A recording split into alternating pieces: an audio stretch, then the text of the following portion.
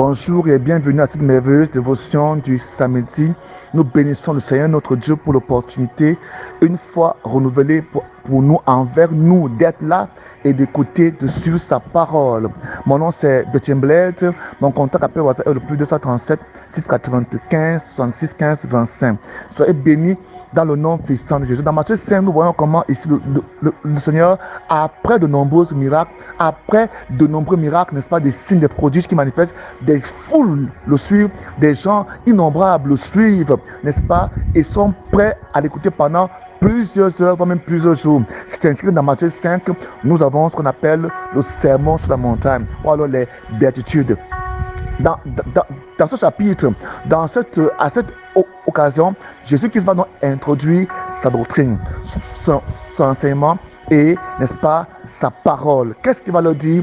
Il va leur donner, n'est-ce pas, ce que je peux appeler, n'est-ce pas, les identités remarquables des véritables enfants de Dieu, les signes extérieurs et intérieurs des véritables fils de Dieu. Il va leur dire ici, au verset 3, heureux ceux qui se reconnaissent comme étant spirituellement pauvres, car les cieux leur appartiennent. Heureux ceux qui pleurent, car Dieu les consolera. Heureux ceux qui sont humbles, car Dieu leur donnera la terre en héritage. Heureux ceux qui ont faim et soif de justice, car ils seront rassasiés. Heureux ceux qui témoignent de la bonté, car Dieu sera bon avec eux. Heureux ceux dont le cœur est pur, car ils verront Dieu. Amen. Heureux ceux qui répandent l'amour autour de la paix, l'amour, car Dieu les reconnaîtra comme étant ses fils. Heureux ceux qui sont opprimés pour la justice, car le royaume des cieux leur appartient. Heureux serez-vous quand les hommes vous insulteront, vous persécuteront, et lorsqu'ils répandront toutes choses, toutes sortes de calomnies sur votre compte à cause de moi. Oui, réjouissez-vous alors et soyez heureux, car une magnifique récompense vous attend dans les cieux. Car vous serez ainsi comme les prophètes d'autrefois, eux aussi ont été persécutés avant vous de la même façon. Vous voyez ici que le Seigneur Jésus-Christ, n'est-ce pas, introduit, n'est-ce pas, un enseignement puissant qui montre les caractères, les signes d'un véritable fils de Dieu, d'un véritable enfant de Dieu. Qu'est-ce que Dieu veut? Qu'est-ce que le Seigneur veut nous faire comprendre? Qu'il voudrait que son peuple, que les fils soient spirituellement pauvres. Deuxièmement, qu'ils soient des gens qui pleurent à cause du péché, à cause, n'est-ce pas, de leur vie devant le Seigneur. Troisièmement, il veut que nous soyons humbles. Quatrièmement, il veut que nous ayons soif et faim de justice. Cinquièmement, il veut que nos cœurs soient purs. Dieu veut que, n'est-ce pas, que nous répandons autour de nous la paix et l'amour, que nous ne soyons pas des instruments de division, de calomnie et de problèmes autour de nous. Il dit que nous devons répandre la paix autour de nous et que nous devons nous réjouir quand nous sommes opprimés à cause de la justice, quand nous sommes, n'est-ce pas, opprimés, n'est-ce pas, persécutés à cause de la justice. Il dit que clairement que heureux nous serons lorsque nous serons insultés. Il faut comprendre que en tant que fils de Dieu, nous avons en nous, n'est-ce pas, ce caractère. Pas seulement un, mais tous. Un fils de Dieu est humble. Il est spirituellement pauvre. Il pleure, il crie à Dieu parce qu'il n'est pas à l'aise. C'est même dans sa chair à cause du péché. C'est quelqu'un qui, n'est-ce pas, a faim et soif de la justice. Il aime la justice. Il témoigne de la bonté envers tous. Il a le cœur pur.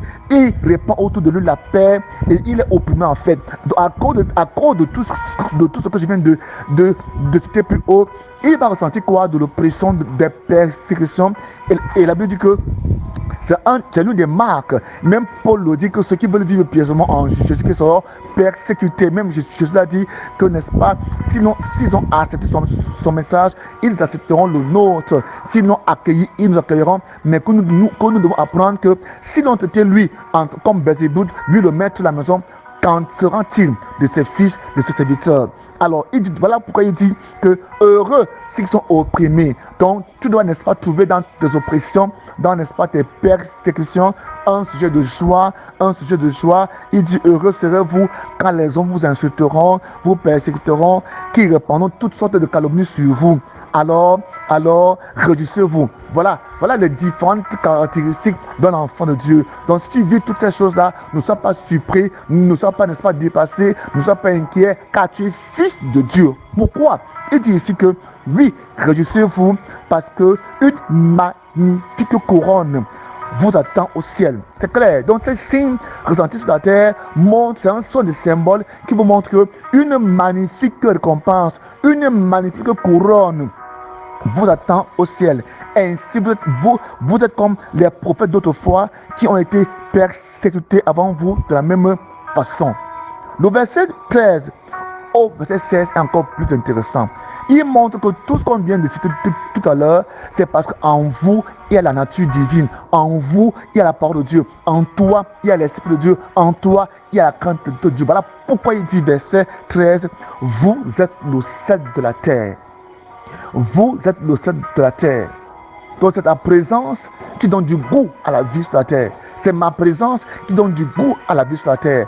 Voilà pourquoi nous devons, n'est-ce pas, répandre autour de nous un bon parfum au travers des bonnes œuvres, au travers des œuvres, n'est-ce pas, intéressantes, des œuvres bénissantes, parce que c'est ça qui permet aux autres, n'est-ce pas, de vivre avec espérance. Il dit, vous êtes le sel de la terre. Si ce sel perd sa saveur, avec quoi la salera-t-on? Amen. Avec quoi salera-t-on la terre? Donc Dieu t'a envoyé sur la terre comme fils et fille de Dieu pour que tu puisses saler, pour que tu puisses apporter un goût à la terre, pour que cette terre ne soit pas détruite immédiatement, pour que cette terre, n'est-ce pas, ne soit pas détruite immédiatement. Voilà pourquoi, après l'enlèvement de l'église, la terre sera détruite. Après l'enlèvement des frères, des sœurs, des fils et des filles, la terre sera vouée à la destruction. Donc ce qui retient ça, c'est ta présence. Voilà pourquoi il y a des guerres à gauche et à droite, parce que ta présence empêche la destruction totale de cette terre. C'est pourquoi ici il dit, vous êtes le sel de la terre. Et si ce sel perd sa saveur, avec quoi la salera-t-on? La est mise ici pour la terre.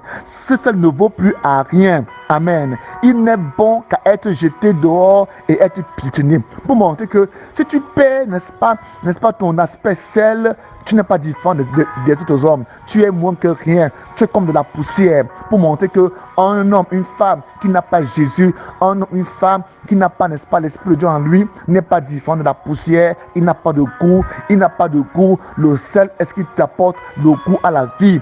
Il dit, vous êtes la lumière du monde. Une ville au sommet d'une colline n'échappe pas au regard. Il y a plusieurs personnes qui habitent dans une zone précise et à cause de leur présence, la zone est en sécurité, la zone est en paix. Il y a beaucoup de choses bonnes qui arrivent dans cette zone-là, mais quand elle déménage, quand elle quitte, la zone rentre dans les ténèbres et beaucoup de mauvaises choses commencent à agir, à se manifester dans cette zone qu'ils ont quittée. Pourquoi est-ce que ça se passe ainsi? Parce que la lumière est partie, parce que le sel est parti, la zone commence à avoir des problèmes. Tu es ainsi, tu es le soleil, tu es la lumière, tu es le sel de la terre. Que tu le vois ou non, cette présence-là est en toi et c'est elle qui transforme non seulement ton environnement, mais toi-même. Sois donc béni au nom de Jésus. Il dit, vous êtes une lumière, n'est-ce pas, du monde. Vous êtes la lumière du monde. Une ville au sommet d'une colline n'échappe pas au regard. Il en est de même d'une lampe. Si on l'allume, ce n'est pas pour la mettre sur une mesure à brin. Au contraire, on la fixe sur un pied de lampe pour qu'elle éclaire tous ceux qui sont dans la maison. C'est ainsi pour vous-même, c'est ça que Jésus dit. Il en est ainsi pour vous.